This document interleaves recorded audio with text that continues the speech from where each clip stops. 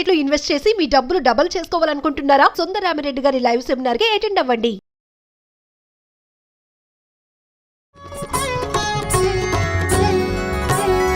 జయము నీవే జయ జయ దుర్గా, జగములేని తల్లి కనకదుర్గా.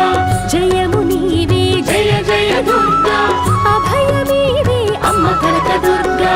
జయము నీవే జయ జయ దుర్గా, నీవే నీయవే దేవి కనకదుర్గా. జనని నీవే జయ జయ దుర్గా, సిరులనిచ్చే శ్రీ కనకదుర్గా. జయము నీవే జయ జయ దుర్గా, జగములేని తల్లి కనకదుర్గా. జయము నీవే జయ జయ దుర్గా. విజయదశమికి వచ్చేసాము, చిట్ట చివరి రోజు. మరి ఈ రోజు యొక్క విశిష్టత, పూజా విధానం. సుమన్ టీవీ ప్రేక్షకులందరికీ విజయదశమి శుభాకాంక్షలు. మీకు కూడా రమ్మగారు. 9 రోజులు చేసుకునేది 10 రోజులు చక్కగా లైన్గా జరుపుకున్నాం. అయితే ఈ 11వ రోజుగా మనం చెప్పుకుంటున్నప్పటికీ రోజు 11 కానీ తిథి దశమి. అవును, మామూలుగా దశ పాపహర అని చెప్తారు, దాన్నే దశహర దసరా అయింది. మనిషికి 10 రకాల ఇవి ఉన్నాయి. మనకి 10 జ్ఞానేంద్రియాలు, 5 జ్ఞానేంద్రియాలు, 5 కర్మేంద్రియాలు, మొత్తము 10 ఇంద్రియాలు. ఈ 10 ఇంద్రియాలతోటి మానవుడు చేయగలిగినన్ని పచ్చిపాపాలు ఇంకే వేరే లేవు, అన్నీ చేస్తారు వీటితోటే. వీటి వలన జ్ఞానేంద్రియ కర్మేంద్రియాలతోటి, జ్ఞానేంద్రియ కర్మేంద్రియాల వలన, జ్ఞానేంద్రియ కర్మేంద్రియాల కొరకు మాత్రమే మానవుడు అనేక రకాల పాపాలు చేస్తాడు.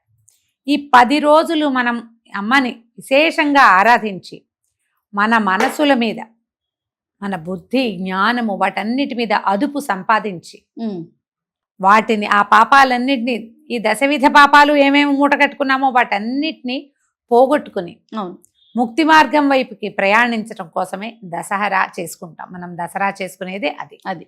దీంట్లో రకరకాల రాక్షస ప్రవృత్తులు, పశు ప్రవృత్తులు, అమానుషమైన ప్రవృత్తుల్ని అన్నిటినీ పోగొడుతూ అమ్మ నిన్నటి రోజున మహిషాసుర మర్దనం చేసేసింది. మహిషాసుర మర్దనిగా రూపొంది స్వరూపంలో కనపడింది. అవును, ఎప్పుడైతే ఆ స్వరూపంలో దేవతలు, మానవులు, ఋషులు వీళ్ళందరూ చూశారో ఆమెని ఉగ్రరూపాన్ని 18 చేతులు, మహాశౌర్య ప్రతాపాలు కలిగినటువంటి స్వరూపం, అదిరిపోయారు. ఆమెను ఎంతో స్తోత్రం చేశారట. పైగా ఆమె ధరించిన ఆయుధాలన్నీ వీళ్ళందరివి కదా, దేవతలందరూ. ఆ స్తోత్రాలకి సంతోషించి అమ్మవారు ఉగ్ర కళని తగ్గించుకుని సాత్విక రాజరాజేశ్వరి స్వరూపంలో ప్రత్యక్షమైంది. ఒక సాత్విక స్వరూపంలో కనపడింది. అయితే ఈ ఓటమి నెరుగని తల్లి అపరాజిత, ఎక్కడా పరాజయం పొందల. మొదటి రోజు నుంచి ఎవరెవరు ఆమె దగ్గరికి వచ్చారో వాళ్ళందరినీ పడగొట్టుకుంటూ వచ్చింది. చివరికి పూర్తి స్థాయి విజయం ఆమెకు లభించింది.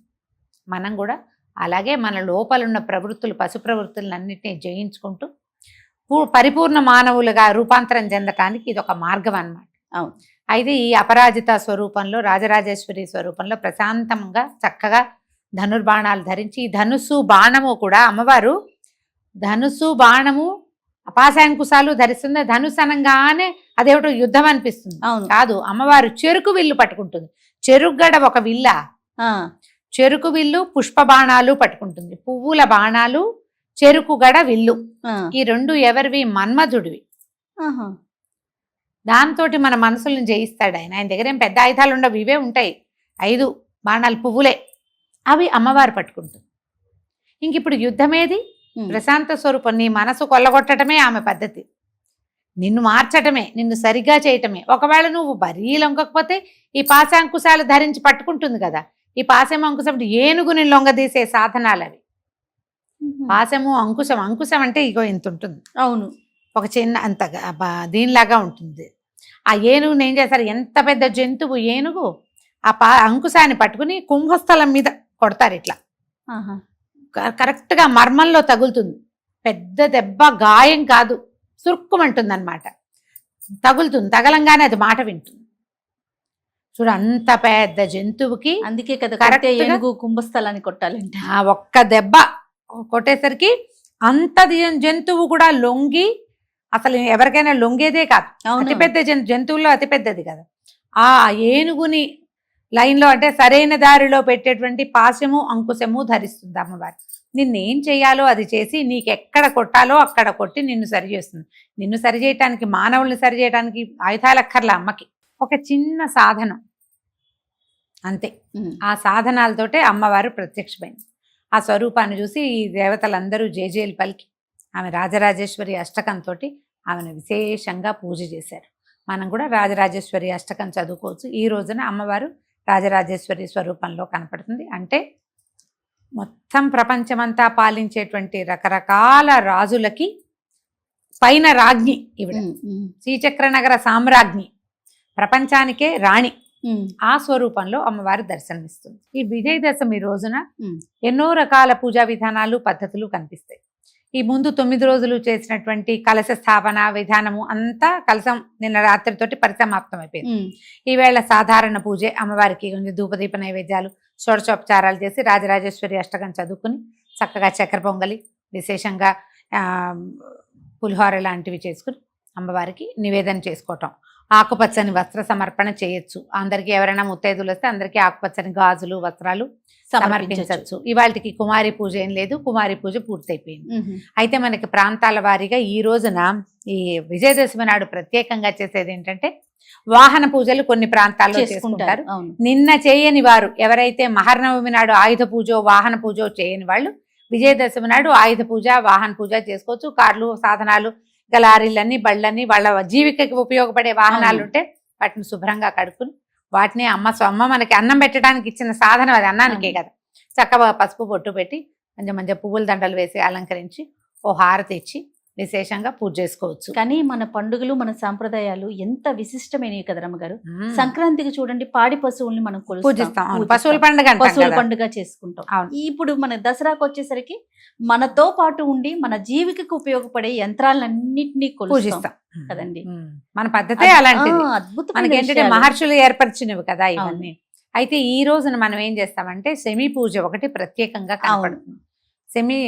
శమైతే పాపం శమీ శత్రు వినాశిని అర్జునస్య ధనుర్ధారి రామస్య ప్రియదర్శిని ఈ శ్లోకం చెప్తారు. ఈ శమీ వృక్షం ఏంటంటే దేవాలయాల్లో కనపడుతుంది, అక్కడక్కడ ప్రాంతాల్లో కనపడితే గుర్తుపట్టచ్చు. చిన్న ముళ్ళు కూడా ఉంటాయి. ఎత్తైన వృక్షంగా జమ్మి చెట్టు. ఈ జమ్మి తాలూకు ఆకుల్ని పంచుతారు. తెలంగాణ ప్రాంతాల్లో బంగారం ఇవ్వటంగా చెప్తారు. పెద్దవాళ్ళు ఎవరికైనా దండం పెడితే వాళ్ళు 2 ఆకులు ఇస్తే అది తీసుకొచ్చి బీరువాలో పెట్టుకుంటారు. ఈ శమీ వృక్షానికి దండం పెట్టడం మంచిది. ఎందుకంటే ఈ రోజున అర్జునుడు ఉత్తర గోగ్రహణం జరిగినప్పుడు ఆయన ఏం చేశాడు, బృహన్నల స్వరూపంలో ఉన్నాడు. మొత్తం రాజ్యంలో ఉన్న వాళ్ళందరూ గోవుల్ని విడిపించుకురావడానికి అంతా వెళ్ళిపోయారు. ఈ ఉత్తర గోగ్రహణం రెండో పక్కన కూడా గోగ్రహణం జరిగింది. ఆ గోవుల్ని రక్షించడానికి ఉత్తర కుమారుడు బయలుదేరుతుంటే బృహన్నల స్వరూపంలో ఉన్నటువంటి అర్జునుడు బయలుదేరి యుద్ధానికి వెళ్ళాడు. మా కౌరవ సేనను చూసేసరికల్లా ఉత్తర కుమారుడు భయపడ్డాడు. ఈయన ఏమన్నాడు, అర్జునుడు లెక్క పెట్టుకునే సమయం అధిక మాసాలతో కలిపి ఈ రోజుతోటి మన అజ్ఞాతవాసం పూర్తయిపోయింది కాబట్టి ఈ ఉత్తర కుమారుడితో కలిసి వాళ్ళు శమీ వృక్షం మీద దాచిపెట్టారు తమ తాలూకు ఆయుధాలని. ఆ శమీ వృక్షాన్ని చెప్పారు, వృక్ష దైవత ఈ మా ఆయుధాలు ఇతరులకి కనపడనివ్వద్దు.